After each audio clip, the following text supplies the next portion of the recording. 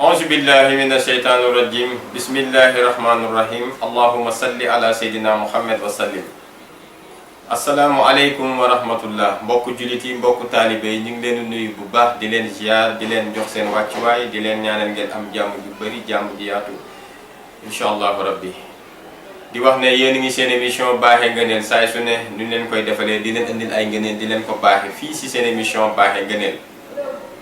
tey seen émission baaxee ngëneel ñu indil leen lu am solo muy ba léegi ñu nekk si 99 turu yàlla bi turu yàlla yi nga xamante ne tey ñu ngi indi alwali lañ leen indil tey mu doon tur bi nga xamante ne turu maanaam kattan la muy alwali. muy doon tur bi nga xamante ne maanaam ñu koy woowee tur bu maanaam le gouverneur képp koo xam ne yaa ngi nekk di jiite maanaam lu jëm ni mbirum mbooloo wala nga nekk si maanaam sa bërëbu liggéeykaay di jiite yor ay collaborateur di leen jiite wala ki nga xamante ne sax dafa mel ni maanaam président de la république wala ki nga xamante ne tam dafa mel ni gouverneur sax wala ki nga xam ne dañ ko nommé si directeur de poste benn société yooyu yëpp tey ci turu yàlla boobu lañ ñëw tey muy turam bu sell boobu di alwali. alwali doon tur bi nga xamante ne maanaam doon na tur bi nga xamante ne turu ngëneel la turu tawfiix la te suñu borom def na si ngëneel yoo xamante ne jàmm ak xéwal képp si nekk macha allah. moo tax képp koo xam ne suñu borom dénk na la ndombal tànk nga nekk si directeur de société wala nga nekk maanaam directeur benn genre entreprise buñ la dénk ak yooyu. wala nga nekk ministre wala nga nekk koo xamante ne tamit maanaam mbooloo la sax ñu teg la ci kanamu mbooloo ba muy association ak lépp lu mu mën a doon baax na nga koy jëfandikoo ba ci njiitum réew waaw baax na mu koy jëfandikoo ndax saa su nekk ngëneel gi dañ koy bëgg di yaatal ci ñëpp ñu bàyyi ci xel bu baax a baax a baax. kon alwali boobu lañ leen indil tey muy alwali doon tur bi nga xamante ne ñu fàttali leen ko pour maanaam nit koo xamante ne da nga am ñooy sekkal di liggéey la rek.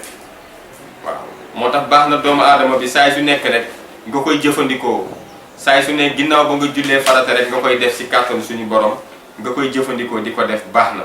nga koy def lu toll ci 100 fois di ko jàng am na solo ñu bàyyi ci xel bu baax a baax muy turu yàlla bu sell boobu naan yaa wali yaa wali yaa wali yaa wali nga koy jàng lu toll ci 198 fois nga koy jàng baax na trop suñu borom dina la defal tawfiix ba nga xam ne même bu dee da nga nekk ci entreprise di liggéey sax suñu borom dina la defal jàmm sa diggante collaborateurs yi ngay liggéey incha allahu rabbi. te baax na ci ki nga xamante ne dafa nekk ci entreprise sax jiite mbooloo ñu koy xeex même bu koy jàng suñu borom dina ko musal dina ko aar ba nga xamante ne dina ko musal ci maanaam xeex bi ñu koy xeex foofu ba nga xamante ne ci barki alwali boobu nga xamante ne muy turam bu sell boobu moom suñu borom dina ko musal ba nga xam ne pexe ñooñu dara du ko ci dal incha allahu rabbi. ba léegi rek maanaam baax na ginnaaw ba nga julli suba saa su nekk rek nga jàng suratul fatiha benn yoon maanaam nga def ayatul kursi lu toll ci 100 fois boo paree nga def yaa wali yaa wali yaa wali yaa wali lu toll ci 100 fois julliwaat ci yonent bi sallallahu alayhi wasallam képp ku koy def suñu borom dina la defal jàmm sa diggante ñi ngay liggéeyal ba ci société bi kon ñooñu ñoo ko moom ngeen bàyyi ci xel ba ci ministres yeeg yépp ñu bàyyi ci xel te di ko jëfandikoo. ba léegi rek guddi àjjuma nga baax na nga koy jëfandikoo lu toll ci 1000 fois jël sa kurus di ko wér di yaa wali yaa wali yaa wali yaa wali di ko def lu toll ci 1000 fois suñu borom dina la defal képp koo jiite yéen ñaar doo leen musa am réeroo te di ngeen am jàmm incha allahu rabbi. ba léegi rek maanaam premier dimanche ci weer bu jot maanaam weeru olof bi mu ngi weeru musulman ñu bàyyi ci xel bu baax a baax dimanche bu ci njëkk rek baax na heure boo xëyee ba julli suba ba pare rek. balaa jant bi di génn nga def ko lu toll ci 1908 fois ci kàttanu suñu borom dimanche bu njëkk ci weer saay su ne nga koy def rek ci kàttanu suñu borom yàlla dina la defal ki nga xam ne nekk na ci entreprise jiite mbooloo ak ministre bi ak képp ku mu mën a nekk rek te jiite mbooloo am ay collaborateurs yu muy liggéey rek dina am jàmm digganteem ak ñoom incha allahu rabbi. yi nga limal yooyu yëpp bu fekkee nag maanaam amoo jot bi am na loo xam ne mën nañ la tegtal nga koy def ci kàttanu suñu borom. saa su ne nga koy def lu toll ci 30 jours nga koy def nga bàyyi ci xel incha allahu rabbi